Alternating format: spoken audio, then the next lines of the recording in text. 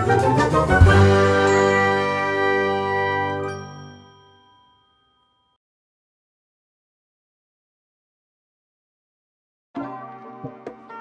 guys, jadi ini adalah konten pertama gue. Di channel ini gue bakal ngasih beberapa edukasi dan ngebahas insight dari gue pribadi ya, tentang apa sih yang terjadi di market. Entah nanti gue bisa ngebahas untuk forex, kripto maupun saham-saham di Indonesia. Dan kali ini gue bakal ngebahas tentang bagaimana cara kita membaca candlestick. Nah, sebenarnya tuh ada beberapa macam sih buat ngebaca chart pattern. Ada tuh yang menggunakan namanya line chart. Ini line chart. Ada juga candlestick chart. Yang satu lagi ada bar chart.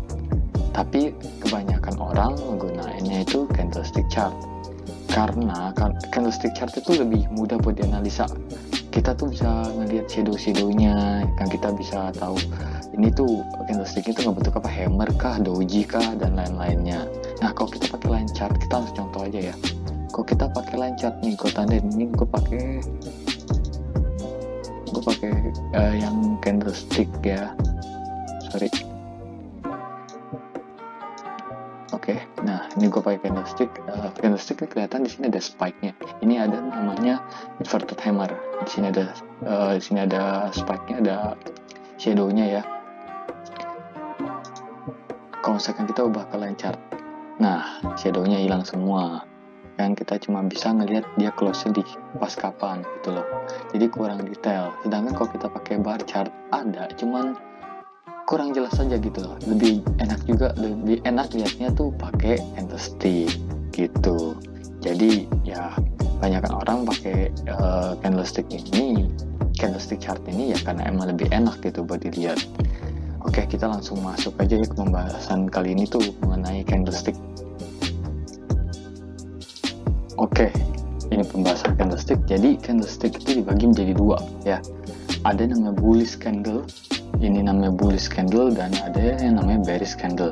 Bullish candle itu warna hijau, bearish candle itu merah. Nah, yang kotak hijau dan kotak merah ini tuh namanya body candle-nya itu. Dan yang kalian lihat ini di sini ada line-nya. Ada line-line ini namanya shadow atau wick-nya. Jadi di sini tuh dia menandakan bahwa harga pernah menyentuh ke low dan high ini.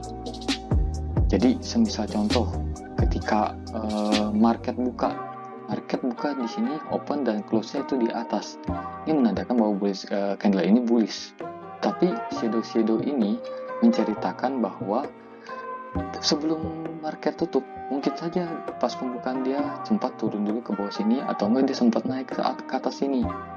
Lalu dia misalkan dia turun dulu, lalu dia naik lagi ya kan, naik terus ke atas sini, lalu dia turun dulu. Nah, yang ditinggal ini dia tuh menjelaskan bahwa harga pada saat itu sempat menyentuh di high atau low tersebut. Sama saja dengan yang bearish opennya di atas, dia close-nya pasti di bawah pada saat close market. Dan di sini spike-nya ini, di sini shadow-nya ini menandakan bahwa harga pada hari itu mungkin pas pembukaan dia sempat pada saat open dia hijau dulu naik ke atas, lalu dia turun ya kan. Nah, pada saat turun ini dia meninggalkan namanya shadow, menandakan bahwa dia pernah menyentuh high di sekitar sini. Lalu dia turun sampai ke low yang bawah, lalu dia naik sampai akhirnya market close di sini. Itu. Jadi di sini ada shadow juga menandakan bahwa dia pernah menyentuh low di sini. Kita langsung masuk aja ke contohnya ya. Nah, kita pakai chart time frame one day.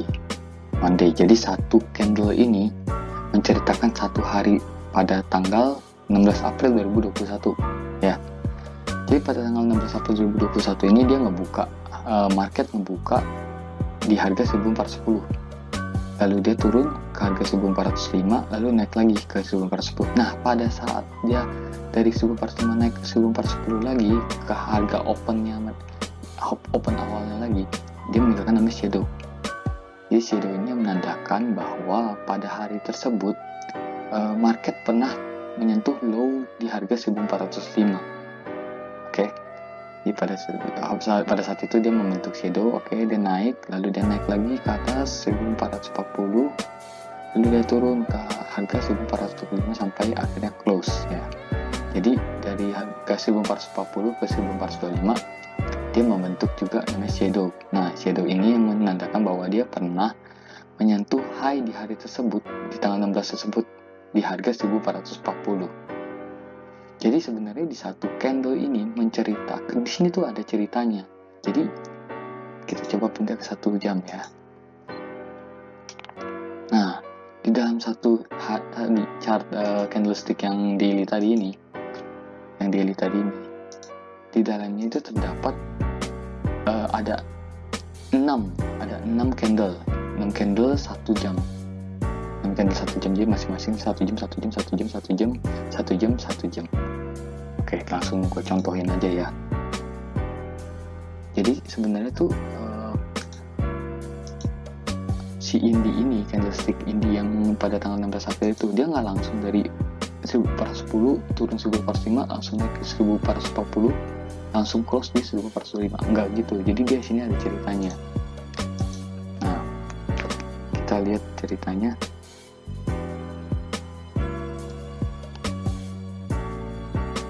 Oke. Nah, di sini ya kita lihat sini 15 April, ini 16 April, berarti kita mulai dari candle ini. Nah, di sini dia open di harga 1410. Lihat candle yang sebelah sini ya. Dia open di 1410, lalu dia turun dulu nih, turun kan berarti candlenya berwarna merah. Dan pada saat 1410 dia turun, nah ke harga 1405, lalu dia naik lagi. Nah, pada saat naik, tadi gue bilang dia akan membentuk namanya shadow dari 1410 ke 1405 ya. Oke, and then dia naik nih, lanjut naik. Kalau naik kan berubah, berarti dia jadi warna hijau. Naik terus, naik dan gantungan ini naik terus sampai ke harga 1435, lalu dia turun. Nah, pada saat turun ini kan dia sebelumnya udah sempat menyentuh di harga 1435. Nah, di sini udah membentuk shadow. Nah, jadi kurang lebih pada 1 jam itu membentuk seperti ini. Oke, kemudian lanjut di 1 jam berikutnya. Ini kan dari jam 9 ke 10, ini 10 ke 11. Lanjut lagi, di open di 1430, turun sampai harga 1415, membentuk shadow lagi seperti ini. Tapi ternyata habis itu dia naik lagi, naik ke harga 1420. Nah, setelah dia close di 1420, nextnya dia open lagi di harga 1420, lalu dia naik ke harga, kita lihat candle ini ya, naik ke harga sampai harga 1435, 1435, lalu dia turun lagi, sampai akhirnya dia close di 1425. Dia ngebuat shadow seperti ini dengan body candle seperti ini. Nah, ini kan berarti kan tadi sini 9, 10, 11, 11, 12 ya. Nah, di sini kan habis itu istirahat, di sini jam berarti lanjut di jam 1 ya, 1 kedua ya. Nah, pada saat jam 1 kedua, sisi kedua dia ngebuka di harga 125. Terus lanjut lagi kita naik full. Nah, kita lihat di sini dia nggak membentuk, dia nggak ninggalin high-nya ya. Berarti dia nggak ada shadow yang terbentuk karena dia membentuk full ke atas. Oke, tapi pada saat 1 jam berikutnya dia turun sampai ke bawah sini, lalu dia naik lagi. Nah, di sini dia membuat shadow. Nah, shadow seperti ini. Lalu 1 jam berikutnya sebelum dia closing, dari jam 3 ke 4 dia turun sampai sini. Nah, kurang lebih candlenya akan membentuk pada hari itu, candle tersebut membentuk seperti ini. Coba kita lihat ya, apakah sama.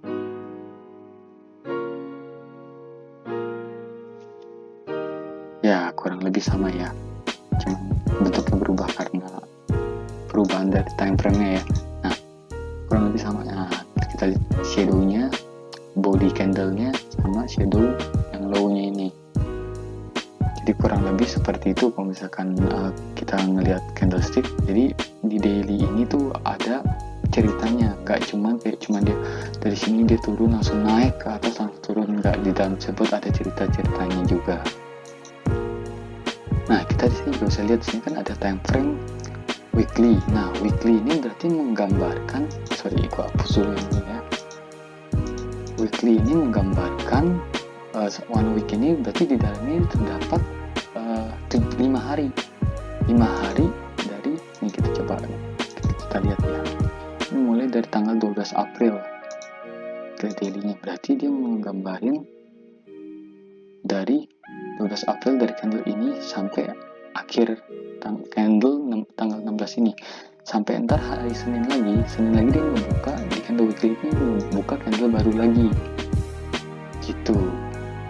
Jadi ini selalu mengakumulasi terus. Kalau misalkan candle weekly dia mengakumulasi dari, dia mentotalkan dari candle daily. Misalkan monthly berarti dalam satu bulan ini berarti dapat 4 weeks gitu. Ini namanya time frame.